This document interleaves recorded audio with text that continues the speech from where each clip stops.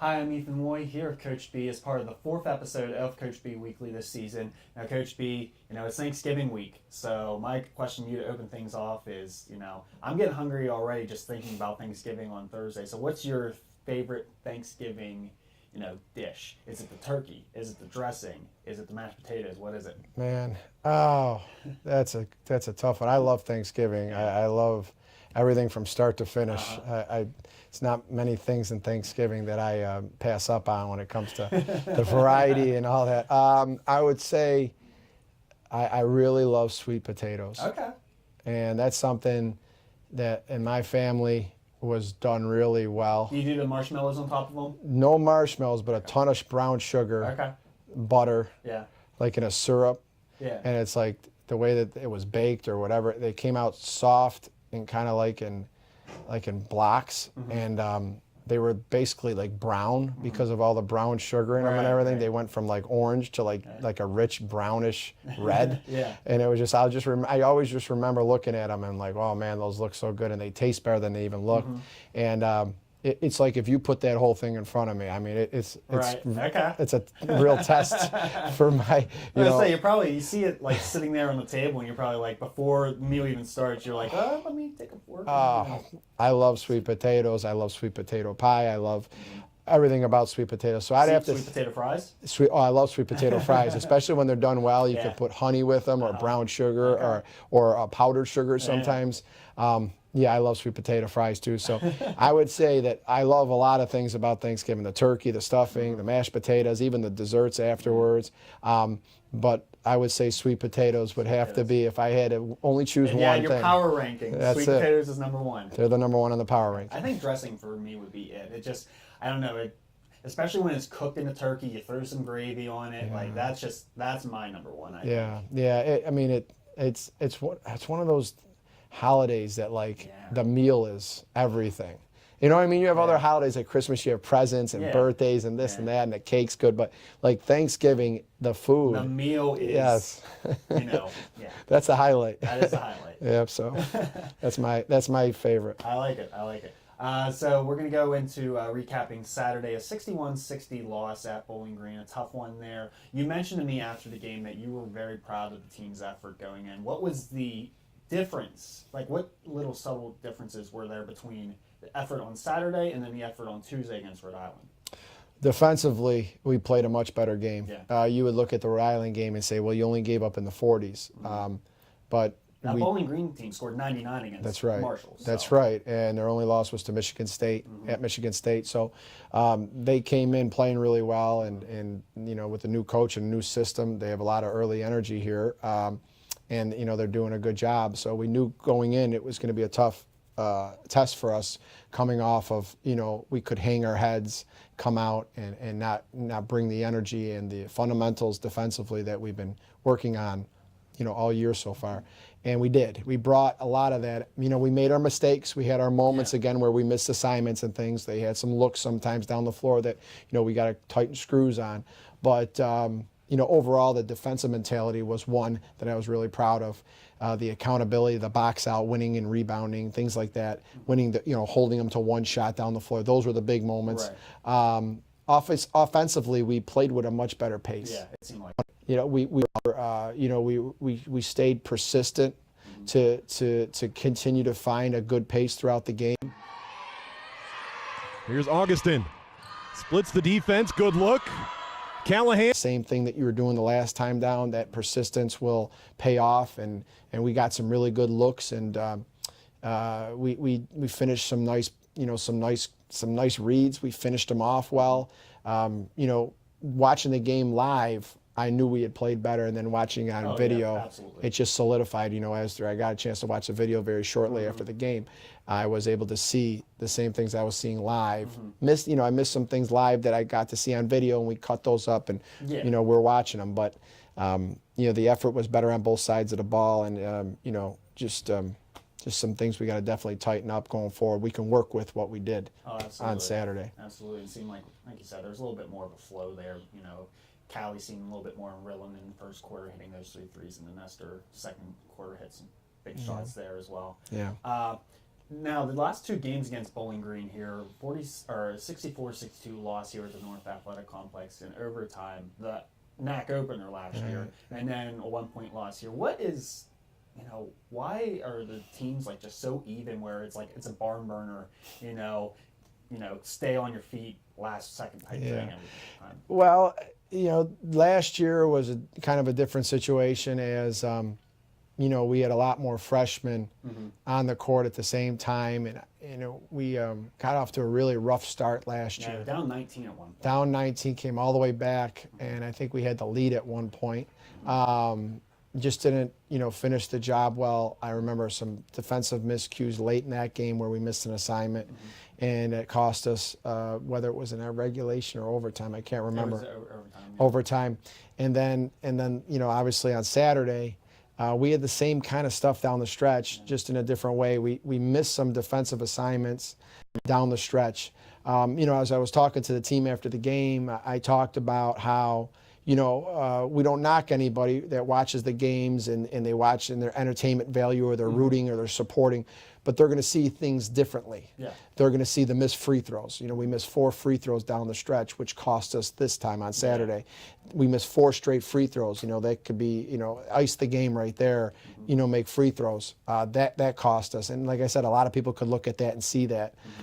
We could see that, we, saved the ball in our own basket at the end of the game, which, was a real bang-bang situation with Nneka. She wasn't standing there and threw it. She was stumbling, and she just, lack of experience maybe in that situation, maybe fling it out to half court, throw it to the corner, whatever. That's a bad place to throw it. She'll learn from that. Yeah. It's not something that is in the scouting report to not throw the ball into your own basket. You don't write that in like red lettering or anything. No, not lately.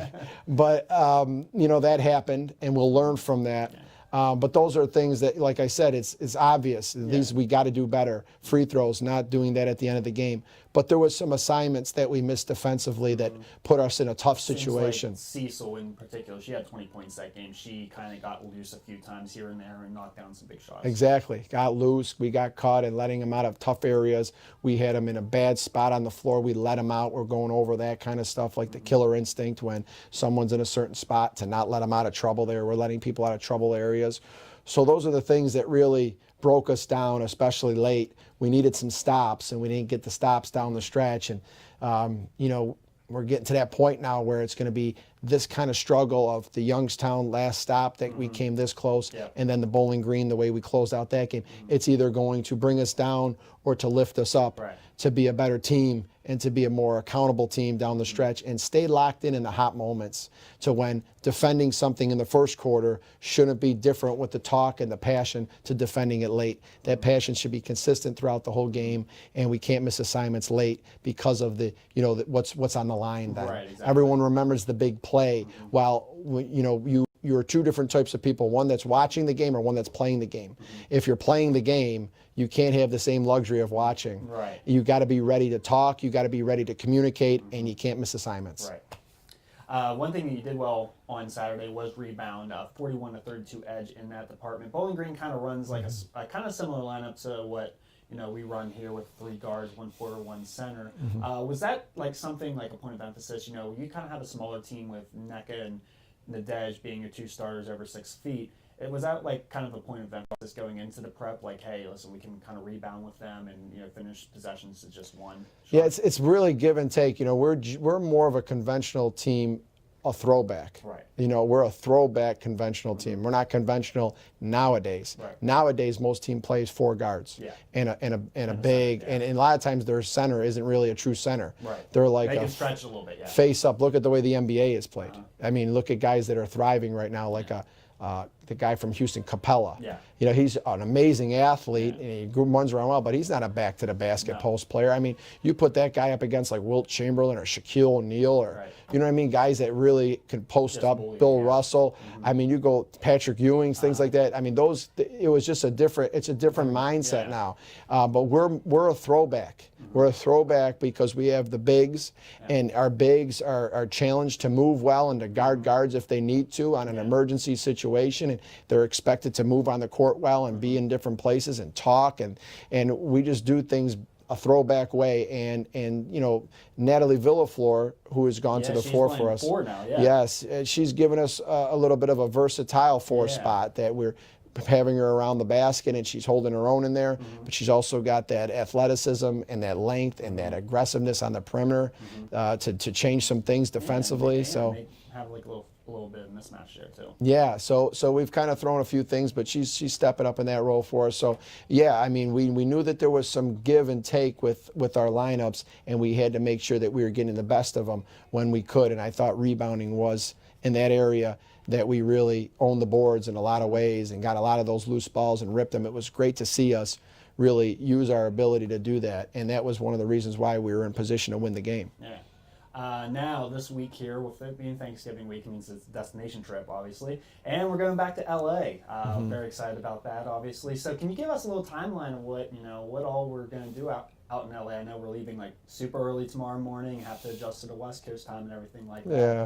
But, can you give us a little timeline, give our fans a little bit of a timeline, what we're all going to get into? Well, last year we went to L.A., but it really wasn't L.A. Yeah, It wasn't really L.A. Nothing against San Luis Obispo, but it wasn't L.A. Yeah, we went to L.A. and we were there for a very short period of time, and I thought we made the most of the time we were there. Sure. Got a chance to drive down the water on the bikes, and we were at Muscle Beach, and you got to see like that Arnold Schwarzeneggerville, and all that, and that was neat because it was a different experience. The weather obviously was gorgeous, but what happened there on that trip really catapulted why I wanted to bring the team back. I felt like we got just a little taste of some of the real LA. And I felt like if we were going to teach these guys how to really see things for what they are, we need to go back there as soon as we can find the time, as soon as it works out again. And there was a tournament to go back, and this time to actually stay in LA, not have to, travel away from LA after a short amount of time. We could stay in LA now the whole way through. And I had a lot of ideas, and a lot of my ideas were off the court things that I want to do when we're not working, because we will work when we're out there. We have a job to do. We got to go out there and play in this tournament. But when we have downtime, we need to embrace and see LA, see California, that part of California, in a way of the reality. As we were going down the water, we saw, just a taste of the homeless situation that goes on in Los Angeles. And I thought that was something that I was like, we need to recognize this, and we need to understand that there's people that are suffering right now and people that are struggling.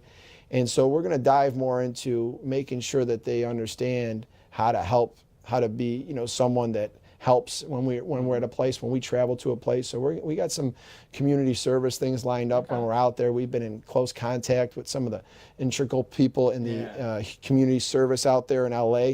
So we got some stuff lined up for that. That's going to be priority number one, is that I want them to really embrace serving others and helping others get better.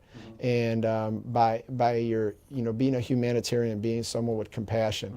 So that's the first thing we're going to do when we're out there is focus on that. We also have, time to enjoy. I wanted to enjoy the beach a little bit more. We didn't have any time to be at the beach, so that the fun stuff of being on the beach and the fun stuff of maybe, taking a trip to maybe an amusement park or something close by. I don't want to give any details about that, but something like that, maybe doing something like that. And obviously, getting to work and practicing and finding our pace again and our way out there and getting used to the time zone is going to be something we have to work on. But there's going to be a lot of fun, but there's also going to be some community service that's really important to us. That's part of our pillars is making sure that we're always helping others, not getting caught up in all the fantasy of things, just really locking into developing into the people we want to be through our efforts, not through our words. And then obviously going out there and competing and doing the best we can. This can be a tough tournament. You kind of answered what I was going to ask next. I just kind of wanted to go in a little bit more detail, like what went into another California trip here compared to last year. Well, as far as what went into the planning and going to LMU and everything like that. Yeah, well, these tournaments are hard to get into because they're so popular. You know, people want to go out there, and the teams out west a lot of times stay out west for the Thanksgiving holiday, especially the ones that are in the warmer climates. They like to stay warm and stay down there, so they fill up quickly with teams that are closer to those areas. So we had to get on the horn right away, and I remember it was one of our priorities when we were coming back. I said, you know, we need to do this the right way. Not that that trip wasn't great for what it was worth. We had a good time. We enjoyed. We got to see some great things, had a great Thanksgiving dinner. But I felt like we didn't really embrace the things that I was saying when it came to Los Angeles. I think there's a big opportunity, you know, to go back and to do it right away. And I said, well, let's do that. And so they got on the horn, they found the tournament, and it was obviously a tournament that was right there in the Los Angeles area. And we knew it would be tough and a competitive tournament. And we want to always challenge ourselves. Whether we win or lose games, we want to challenge ourselves this time of year to get better. And that's really what went into it, just a lot of work, and then to get the tournament that was there and tell them we're coming and solidify it, and then just start going to work with the itinerary and game planning. That was a lot of work. I mean, we got it all set now, but I mean, Coach Grimes was really working hard at making sure everything was organized, and the time that we were going to be doing things was all there, and I'm excited to put all this organization and this plan into action as we get out there. Absolutely. Now, our fan question today actually continues to talk about the trip because, you know, Moon Township, now going out to LA and everything like that. Sure. So, Alex asked here, what is one destination tournament trip you haven't done yet that you would like to do in the future? Like, you know, is there a specific location, school, anything like that? You know, that's a great question because, you know, we're not in a freezing cold climate up here. We're, you know, kind of on the border, Midwest, Northeast. So we don't get a ton of snow and stuff like that, but it does, the temperature does drop.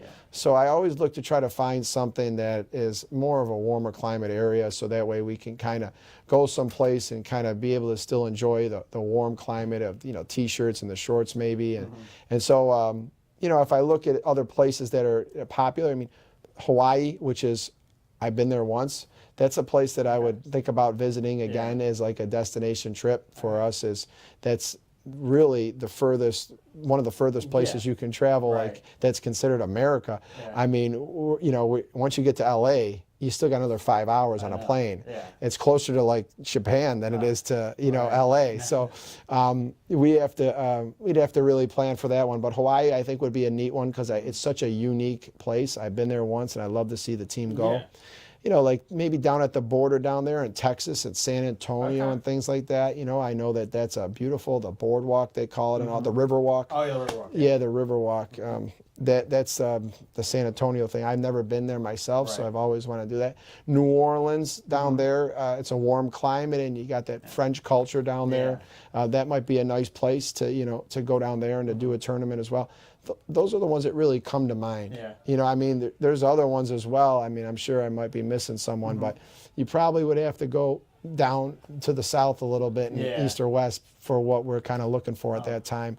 Although I'm not opposed to maybe if something sounds real intriguing to go, you know, stay up north. No, I understand. All right. And lastly here, we'll talk about the games a little bit. Friday, you play SMU. Saturday, depending on result, you play Loyola Marymount or Northern Arizona. As you mentioned before, tough competition here. So let's just start, you know, let's talk about SMU because I know you're not going to give me anything on LMU or NAU. But, you know, SMU, what do you see from them so far, and, you know, how do you know, come away with a victory on Friday? Well, I know that they're playing a tough schedule. I know that, and I know that they just had a tough loss like we did. They had a tough loss to TCU, who's a tough team. You know, they're a tough team. You know, TCU beat them by 2 points, and we're coming off a 1 point loss. So we're kind of both coming off of tight losses here. But you know, I think they're very well coached.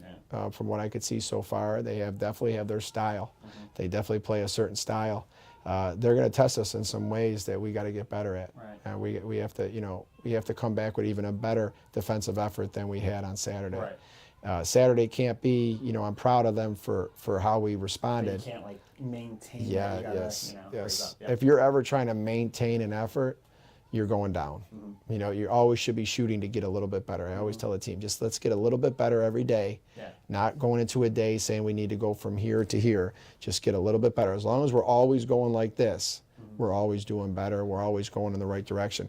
When you kind of zigzag and say big effort, then drop, and then big effort, and then drop, you become a high and low team. Right. And we don't ever want to be high and low. No.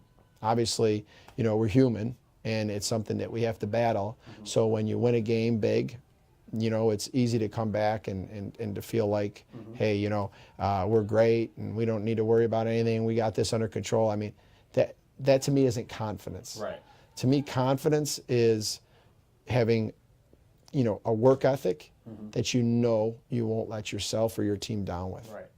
And that's what we're going to need to have to go into this game against SMU. We have some time off between games now. Yeah. You know, we're going to have 6 days in between those games. We play Right. Saturday and we don't play till Friday. Yeah. Okay. Now, in that time off, you know, there is a healthy balance now that we have to find. Yeah. To give the best effort we can, to stay hungry, to get better, to be better with our fundamentals and our team culture, just continue to grow that. Going into Friday, where this break doesn't, you know, dull our knife. Right. I always say sharpen our knife, tighten our screws. We have to do that during this break. So, you know, they're going to have a hard week of practice, and we're going to make sure that, you know, we're going to be going hard here, and we got to keep our conditioning and our toughness at the level it needs to be. And like I said, that level needs to be always going up. So big test for us. Yeah. Big test for this SMU team. Is going to be very tough, playing a good league, playing the same league as UConn. I'm gonna say, you have the Power Five, and then you have like American Athletic Conference is like 5.5 there. Like That I mean, American for basketball Yeah. on the men's and women's I know. side is strong. Yeah. It is you strong. have to throw them in there. That is strong. It is a strong basketball league. I mean, on the women's side, you got, you know, a friend of mine, Jose Fernandez at South Florida. Yeah, They've they're been always up there. always in the top 25. I think I just seen they beat somebody pretty good that was in the top 25, and they crushed them. They're in that league. I mean, that is a tough league. So SMU is always Playing in that tested. league, yeah. They're always tested to go into every game, and that league is going to be tough. Everyone is a basketball-driven school. So I love this. I love this challenge. I love the competition. I love this challenge. We don't go in a game in fear that, you know, we're going to lose. We go in with a great mindset and a work ethic to say that we have faith in what we're doing. We have faith in who we are, and our work ethic and our routines are going to define us. And that's going to be a big thing for us going into SMU with this break here to tightening that up for that game when we get out there, you know. All right. Well, thank you again for joining me, and I can't wait to enjoy LA here this week. Yeah, and I just want you to know, and I want everybody to know, we appreciate all the support. Yeah. I really do. I appreciate everything that everyone does for us. That's one of our biggest pillars is thankfulness. Yeah. And we are very thankful for everyone that works hard for us, yourself and the Appreciate production crew here, and you know, obviously the people that come to the games and support us.